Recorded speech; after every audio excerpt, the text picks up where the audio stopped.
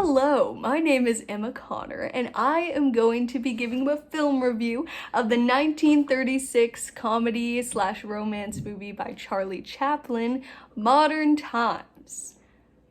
But I don't think I'm quite ready yet. I mean, I'm definitely not dressed for it, so, all better! I look like Mario. So first, let's talk about the artistic production. Let me fix my... Oh! All right. All right, so like I said, this is directed by Charlie Chaplin, but it is not only directed by Charlie Chaplin, he is also the music composer and the screenwriter. It also features Paulette Goddard as the gamin, which is a word for street urchin. If you're a modern American watching the film, you probably will not know what that word means, but I looked it up for you, so you're welcome. She's a girl that's kind of really poor and stealing food for her family, but then they get taken away by the system and then she's just kind of living wherever. So that's her character. And Charlie Chaplin's character is somebody who is just beaten down by the industrial world, which you can say is a social commentary on a lot of things, such as, you know, the industrial modern times, and I think a little bit of the Great Depression, since the Great Depression was from 1929 to 1941, and this movie takes place in 1936, so that puts us right in the middle there. Basically encapsulates the idea of you work until you die or go crazy, which one of those happens to Charlie Chaplin's Little Tramp character. As usual, he's a hard on his luck dude who constantly fails at literally everything he does, but he tries to continue to be happy and optimistic about it. This movie is in black and white, and it is not a classical silent film because there is sound effects. There are spoken words as well, but they don't really count necessarily as dialogue because they are specifically done in a way that words you hear are only coming from radios, record players, or in the case of the boss, the intercom. So it can seem as though it's a little different. What I will say is there's something to the fact that the boss of the factory that Little Tramp is in the beginning of the movie is the only character with a voice. I think that is supposed to mean something about how the boss is the only one who has autonomy in the factory system, the whole individuality versus sheeple thing. Another artistic production thing that you can notice is right at the beginning of the movie. First of all, they have a opening title card that says these fancy words about what the movie's about. And it says, a story of industry, of individual enterprise, humanity crusading in the pursuit of happiness. And then right after that, you see a bunch of sheep run across the screen. And then that is crossfaded into a bunch of guys walking across the screen going to work, which is, I think, again, the sheeple idea. One thing, though, I didn't entirely catch the first go through is one of the sheep is black, and I think that's supposed to represent Little Tramp as the black sheep, because he doesn't fit in at this factory. And with a lot of these ideas that you work a job because you need to work a job because you need money to survive, not really because it's something that fulfills you or is right for you. And at the end of it, him and his girlfriend, I don't know, the gamin, they both end up being entertainers, and that ends up being the thing that they're good at. That's the jobs that they are actually able to succeed in, especially for Little Tramp, because we don't really see the gamin doing a whole lot of jobs. But we do see Little Tramp constantly failing at lots of jobs, and that's the only one that really seems to work out for him because his natural inclination to it. So let's talk about the strengths of this movie. First of all, the physicality of Mr. Chaplin, okay? He's pretty great. He's pretty good. I really liked that he was very much willing to look ridiculous and put himself through ridiculous stunts and things where he has food flying up at him all the time. Can I also just say, what is with the food obsession in this movie, okay? Like, there are so many gags with food. Like, it was weird. Like, we were watching it, me and my family were just like, this is another food gag. And some of them are hilarious. One of my favorite gags is the one with the corn on the cob, which is a part of a machine that a business brings into his boss at the beginning of the movie, saying, you don't have to give your workers lunch because you can just have them in this machine and it'll feed them while they work. And then they try it, of course, on Charlie Chaplin's character, and the corn just keeps coming up at him and like rotating his face off. I don't know, it's really entertaining. I like watching people struggle. It's really funny.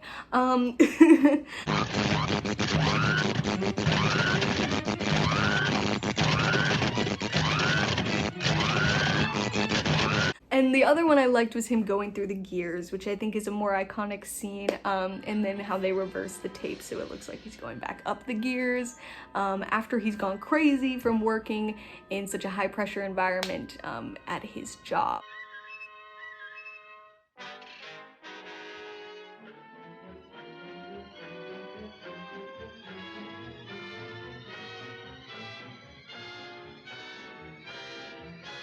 So that was something I really liked, was the physicality. I definitely think without Charlie Chaplin's very exaggerated physicality movements and the way he plays the character and all the crazy stuff he does, it wouldn't really be much of a movie at all, frankly. I think that really saves the movie. I think it's really, it just couldn't be without that. One of the other things I loved was the practical effects. Like I mentioned, the gear scene was phenomenal, especially because you knew it was real. You knew it was definitely something they actually built, and that was really great. I love the way the factories looked in general. All those giant engines were so cool. Overall, it was just really great to see, you know, something impressive to look at, you know. The film also, like I mentioned, has a lot of social commentary about industrialism and about work being everything and you work until you die and all this stuff, and honestly about systems of, you know, the town that they're in and the police and, you know, the system that took the Gammon's family away. There's a lot of stuff about that. It definitely is a little bit, like, we can just call it a social commentary on capitalism. I don't know if it's fully against it because, again, they're able to become entertainers through that, but there's also a lot of there's literally a scene where he accidentally leads a communist riot. So I didn't think it was communist. I think it was just, you know, like a workers' march or something like that, but the police called it a communist riot, so I don't know. I think that was just the police, you know, being like, I don't want these workers to march, you know, they're being ridiculous. But, you know, there is a sort of anti-capitalism vibe coming from the movie. Now let's talk about the weaknesses. This movie is an hour and 27 minutes long, and frankly, it could be half that. And it would probably be not only more succinct, but better. That was one thing my whole family kind of felt, is that after a certain point, we definitely get it, and now it's just repeating itself a lot. And even a lot of the things that happen repeat themselves. Like, I don't know how many times he goes to jail. And another thing is the slapstick is great, but after seeing it so much, you get less invested in it.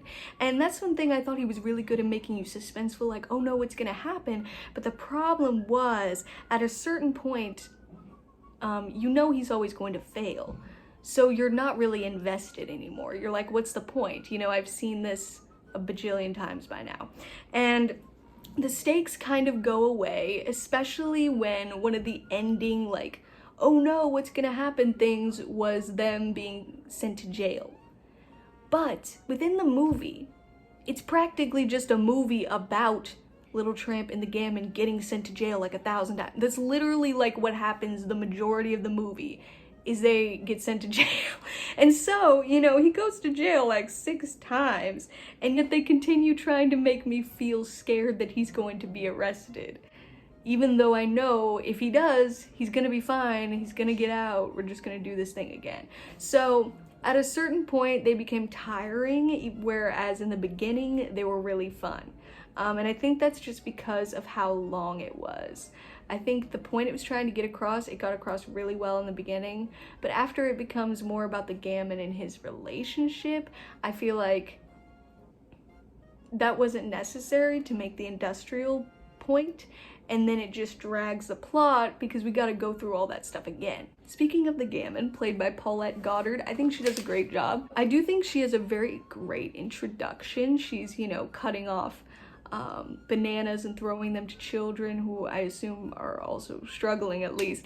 And you know, she's holding the knife in her teeth. I think it's very different than what you expect from one of these old movies, and I liked that. I definitely think she's not a damsel in distress in the sense that she has a lot of agency within the story and she is very free within the story, but I do have to admit her character eventually, as they always do, suffers a little bit from the idea that women are homemakers only, and of course she can't go get a job to support them, but eventually she does by chance, and then she talks them into getting him a job as well. So I think they actually do a really good job with this character for the time and for her being a female character. So like, while it does have a lot of ideas about you know, a traditional roles in marriage, I do think the character itself is she's very enjoyable, and she does not seem like a tampered down personality. She's very excitable and very scrappy. So, you know, I think it's fine. I also want to note that this movie is the last movie of Charlie Chaplin's with the Little Tramp character. And I think that's part of why this movie is so iconic and why it's so memorable, because, you know, his Little Tramp character was very famous, especially for his little walk, and being a very hard luck character, being, you know, very goofy and engaging. Like I said, without Charlie Chaplin's acting, and that sort of character, this movie would not have been half as good, you know, if that. So I think that's part of why people love it so much, is because that's, you know, his last Little Tramp movie. And another thing is, the character Little Tramp is supposed to be very optimistic in the face of all his hardships, which is why you root for him and stuff. And he usually did very optimistic movies, and this happens to be one of his more cynical movies, which I think is another thing that makes it stand out amongst his what's the word? His repertoire. That word doesn't feel like a real word anymore. I don't know how to say the word, but you know the word that I am thinking of. Repertoire. His collection. His group. His movies. One other idea that I found on the internet, I didn't really pick this up, but then later, you know, when I saw their interpretation of the scene, I was like, oh, that could be. There's a lot of symbolism in this movie that seems like a lot of slapstick. And one of the symbolisms is, one moment he's a waiter and all these masses of people start crowding around him, so he's like trying to keep the tray afloat. And that could be a commentary on the masses trying to knock you down and, you know, getting in the way of you being able to do what you need to do. So that's really all I have to say about this movie. It was entertaining. It was a time. We had some good times, we had some bad times, you know? And I look like Mario. I hate this. I look so bad. I want it gone. No more Hitler stash. So, that was my film review on Modern Times. You know, it was a movie. It was a classic movie. We talked about some good things. We talked about some not so good things. We talked about the meaning behind the movie. We had some good times. And we had some bad times, but we had them together, man. I don't know what I'm saying. Modern Times is really a social commentary dressed up as a romantic comedy, I believe. And it also features a lot of fun practical effects, a lot of really good slapstick humor, and some killer music, too, composed by the same dude, Charlie Chaplin, doing literally everything in this dang movie. So, I mean, that's really impressive. And especially the theme at the end of the movie is pretty good. It weirdly reminded me of a Harry Potter theme, but I don't want to sound too much like a child, but good luck with that, right? Okay, yeah, I can't really think of much else to say. I think I'm just gonna end it there. Thank you so much for watching my film review. Hats off to you. I'm done. And yeah, go check out the movie if you like. It's pretty fun. Again, if you just want to see the scenes, I recommend the gear scene and the food machine scene, especially the corn on the cob part. Y'all, I was cackling. So yeah,